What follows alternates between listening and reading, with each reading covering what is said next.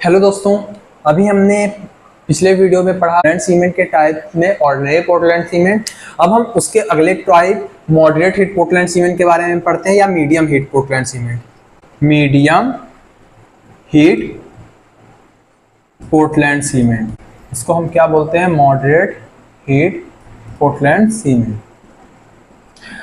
जब हम उसमें किसी भी सीमेंट में वाटर का एडिशन करते हैं तो क्या होता है? हीट ऑफ हाइड्रेशन होता है। तो और जो हमारे ऑर्डिनरी पोर्टलैंड सीमेंट होती है उसमें अगर हम पानी मिलाते हैं तो उसमें बहुत ज्यादा निकलती है। तो हम इसको कैसे डिफाइन करेंगे कि जब हम ऑर्डिनरी पोर्टलैंड सीमेंट में वाटर मिलाते हैं तब हीट ऑफ हाइड्रेशन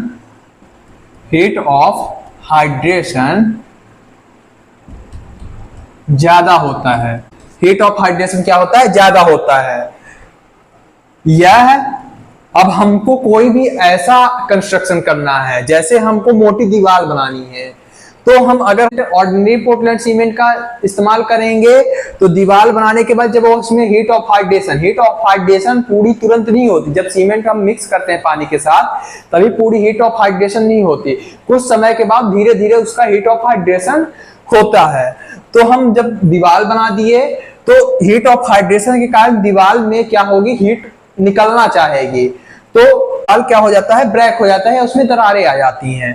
तो अगर हम मोटी दीवार बना रहे हैं तो ऐसे सीमेंट की आवश्यकता हुई कि जिसमें मीडियम हीट निकले और हमारी दीवार सही सलामत रहे, मास कंक्रीट वर्क के लिए सुटेबल हो। तो हमने क्या लिखा? हीट ऑफ हाइड्रेशन ज्यादा होता है या मास कंक्रीट वर्क के लिए उपयोगी नहीं होता है। इसलिए क्या करते हैं? हम ऐसे सीमेंट का निर्माण करते हैं। और हम क्या करके सीमेंट का निर्माण करते हैं? बाई चेंजिंग इसके जो केमिकल कंपोजिशन होते हैं, केमिकल कंपोजिशन को made medium heat Portland cement.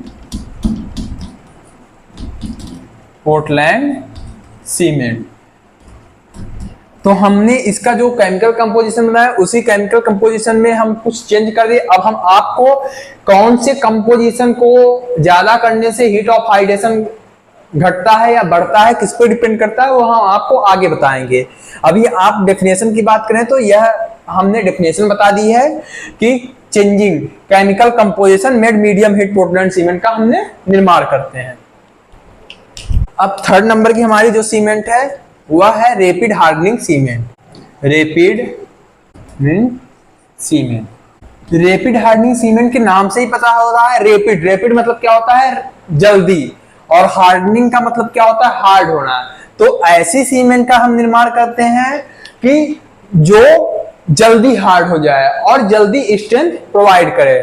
तो अगर हम इसकी डेफिनेशन की बात करते हैं, वह सीमेंट जो ऑर्डिनरी पोर्टलैंड सीमेंट की 3 डेज की स्ट्रेंथ 1 डेज में, ओपीसी की 7 डेज की स्ट्रेंथ कितने दिन में प्रोवाइड करें? 3 डेज में। और ओपीसी की 28 डेज की स्ट्रेंथ, आप लोग इसको पूरा कर लीजिएगा, मैं अभी शॉर्टकट में बता रहा हूं। 28 डेज की स्ट्रेंथ कितने दिन में पूरा करें? 7 डेज में पूरा करें, तो उसे हम क्या नाम देंगे? Rapid hardening cement. लेकिन जो हमने सेटिंग पॉइंट बताया हुआ था कि सीमेंट की इनिशियल सेटिंग जो होती है 30 मिनट से कम नहीं होनी चाहिए और 10 घंटे से ज्यादा नहीं होनी चाहिए। सेटिंग टाइम वही रहेगी लेकिन इसके स्ट्रेंथ में चेंजेस होंगे। तो हम यहां पे क्लियर कर देते हैं कि जो सेटिंग टाइम है, setting time both are same and strength time period change. ठीक, तो ऐसे सीमेंट को हमने क्या बोला? Rapid hardening cement. हम बनाने का तरीका, जो सीमेंट के केमिकल कंपोजिशन है उसको हम चेंज करके रैपिड हार्डनिंग सीमेंट का निर्माण कर सकते हैं। अब हम फोर्थ नंबर पे बात करते हैं लो हीट पोर्टलैंड सीमेंट की। लो हीट, अब लो हीट पोर्टलैंड सीमेंट, अभी तक हमने जो भी सीमेंट बनी उसमें हीट ऑफ हाइड्रेशन ज्यादा निकल रहा था या फिर हीट ऑफ हाइड्रेशन जो है मीडियम था। लेकिन कभी कभी हमको ऐसे सीमेंट की आवश्यकता पड़ती है, डैम का अगर निर्माण कर रहे हैं तो उसमें हम अगर ऐसे सीमेंट का इस्तेमाल किए जिसमें हीट ऑफ हाइड्रेशन मीडियम या फिर ज्यादा निकल रही है, तो वह क्या कर सकते हैं, डैम को ब्रेक कर सकते हैं और उसमें दरारें आ जाएंगे। इसलिए ऐसे सीमेंट का इस्तेमाल करते हैं जिसमें हीट ऑफ हाइड्रेशन बहुत ही कम हो या न के बराबर हो। तो इस प्रकार के सीमेंट को हमने क्या नाम दिया, लो हीट पोर्टलैंड सीमेंट। इसकी डेफिनेशन की पहले हम लिख लेते हैं। लो हीट पोर्टलैंड सीमेंट वह सीमेंट होती है जिसमें हीट ऑफ हाइड्रेशन के दौरान जो ऊष्मा है कम निकलती है, जिसका उपयोग डैम, मास, कंक्रीट वर्क के लिए किया जाता है, होता है। अब इसको कैसे बनाते हैं, जो हमारी क्लिंकर आती है उसमें हम कुछ बनाने का तरीका क्या है, उसमें हम पोजोलानिक मटेरियल एंड उसमें हम ब्लास्ट फर्नेस इत्यादि हम मिलाते हैं, फिर उसकी ग्राइंडिंग करते हैं, तो जो सीमेंट का निर्माण होता है वह लो हीट पोर्टलैंड सीमेंट का निर्माण होता है। अब हम 5th नंबर की बात करें तो 5th नंबर में हमारा था सल्फेट रेजिस्टिंग सीमेंट। अब सल्फेट रेजिस्टिंग सीमेंट वह सीमेंट होती है और इसका उपयोग उन जगहों में होता है जैसे कि हमारे मिट्टी जहां की या फिर वहां जहां का पानी सल्फेट मतलब जिसमें क्षारीय की मात्रा ज्यादा होती है, तो ऐसे जगहों में हम नॉर्मली अगर ऑर्डिनरी पोर्टलैंड सीमेंट की अगर हम मिलाते हैं तो उसमें जो हमारी C3A की क्वांटिटी रहती है, एल्यूमिना जो होता है वह सल्फेट से डायरेक्ट रिएक्शन करता है और वहां पे जो सीमेंट होती है सीमेंट को खोखला कर देता है।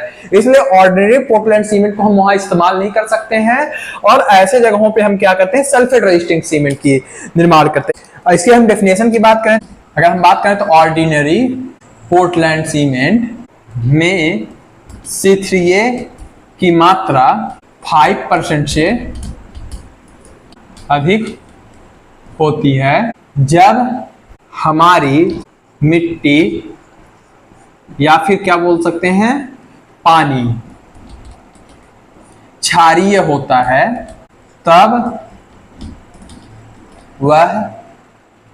तब C3A में एल्यूमिनियम, जो हमारा एल्यूमिनियम है वह सल्फेट से क्रिया करके सीमेंट को क्षति पहुंचाता है। तब हम ऐसे सीमेंट का निर्माण करते हैं जिसमें हम C3A की क्वांटिटी क्या करते हैं 5% से लेस देन करते हैं, तब हम सीमेंट का निर्माण करते हैं।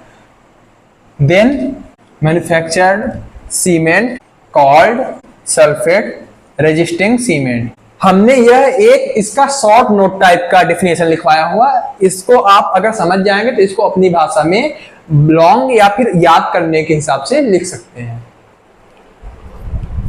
हमारी 6 नंबर की जो सीमेंट है उसके बारे में जानते हैं, यह है ऑयल वेल सीमेंट।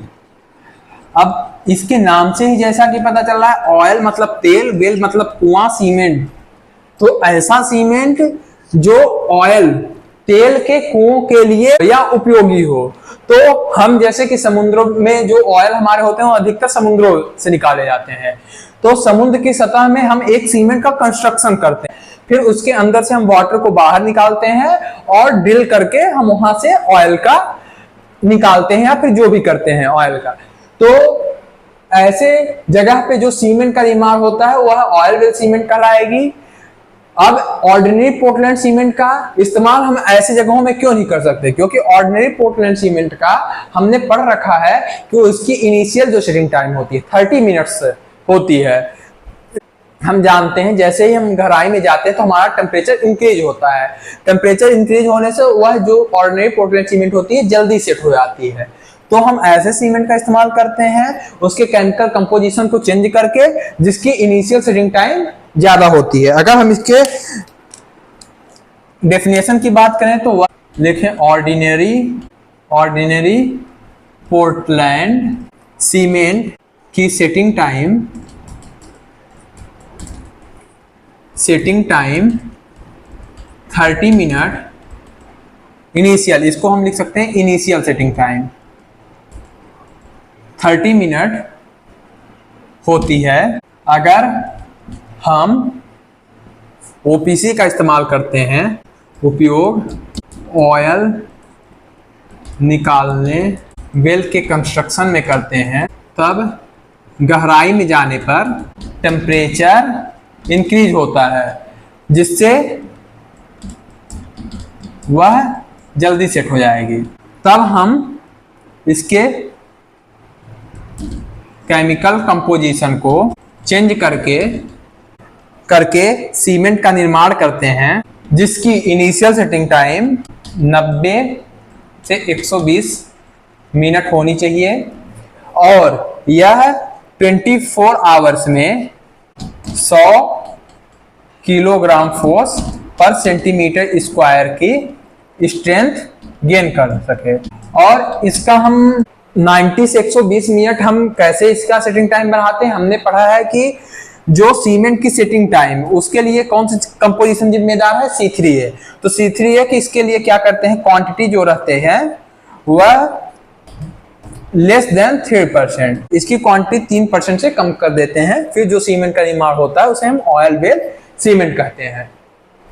अब हम 7 नंबर टाइप की बात करते हैं, उसमें आता है हमारा व्हाइट सीमेंट। अब हम थोड़ा समझ लेते हैं कि व्हाइट सीमेंट कैसे बनती है, इसकी थोड़ी प्रोसेस जो होती है वह चेंज होती है। हमारी जो ऑर्डिनरी पोर्टलैंड सीमेंट होती है उसमें जो हम Fe2O3 मिलाते हैं, इसी के कारण क्या आता है ओपीसी में Fe2O3 के कारण ग्रेइश कलर आता है। हम जो व्हाइट सीमेंट का जब हम निर्माण करते हैं उसमें क्या कर देते हैं, जो Fe2O3 है उसकी जो क्वांटिटी कर देते हैं लेस देन 0.4% से इसकी क्वांटिटी कम कर देते हैं। इससे क्या होता है कि यह दो जो हमारा आयरन ऑक्साइड है वह दो काम करता है। एक यह काम क्या करता है, फ्लक्सिंग एजेंट का जो हमारे किल्न में टेम्परेचर को कम करता है, और दूसरा इसका काम है ग्रेइश कलर प्रदान करता है। तो जब हम इसकी क्वांटिटी कम कर दिए 0.4% से कम कर दिए तो सीमेंट में हमारी क्या होगी, ग्रेइश कलर नहीं आएगी। और फ्लक्सिंग एजेंट, तो जब हम इसका कंपोजिशन कम करते, फ्लक्सिंग एजेंट जो किल्न में टेम्परेचर कम कराता है, तो किल्न का टेम्परेचर अब क्या होगा, हाई टेम्परेचर करने में यह सीमेंट हमारी बनेगी। तो इसमें क्या हो जाता है, जो हमारी किल्न का टेम्परेचर होता है वह 1600 से 1800 डिग्री सेल्सियस तक होता है जब हम व्हाइट सीमेंट का निर्माण कर रहे हैं। और इसमें एक चीज और आपने पढ़ा है कि जो हम कोल फायरिंग करते हैं ऑर्डिनरी पोर्टलैंड सीमेंट या पीपीसी बनाने के लिए, यह भी क्या करती है, जो हमारा रिएक्शन कराते हैं तो यह ग्रेइश या फिर ब्लैकिश कलर देती है। तो हम जो व्हाइट सीमेंट का निर्माण करते हैं उसमें हम कोल फायरिंग नहीं कराते, उसमें हम क्या कराते हैं, डीजल फायरिंग, रिफाइनरी ऑयल की हम क्या कराते हैं, फायरिंग पर्पज में इसका उपयोग किया जाता है। और इसकी स्ट्रेंथ जो होती है, इसकी जो स्ट्रेंथ होती है वह ओपीसी के स्ट्रेंथ से क्या होती है, कम होती है। अभी हम इसके बारे में शॉर्ट जान लिए, व्हाइट सीमेंट क्या होती है, उसमें कैसे कैसे मैन्युफैक्चरिंग होती है और क्या काम होता है। अब इसके बारे में एक्सपीरियंस, इसकी जो पूरी मैन्युफैक्चरिंग प्रोसेस है, कहाँ क्या लगा होता है, उसके बारे में हम बाद में चर्चा करेंगे। आज की वीडियो में हमने पोर्टलैंड सीमेंट के 7 टाइप्स को कवर किया। अब नेक्स्ट वीडियो में हम जो हमारे ब्लेंडेड सीमेंट और स्पेशल सीमेंट है उसको हम कवर करेंगे। Thank you all of you. अगर आप चैनल में नए हैं, अभी तक चैनल को सब्सक्राइब नहीं किया है, तो तुरंत जाके चैनल के सीमेंट प्रो टॉक चैनल को सब्सक्राइब कीजिए और बेल आइकन को प्रेस कीजिए और वीडियो को लाइक कीजिए। Thank you all of you.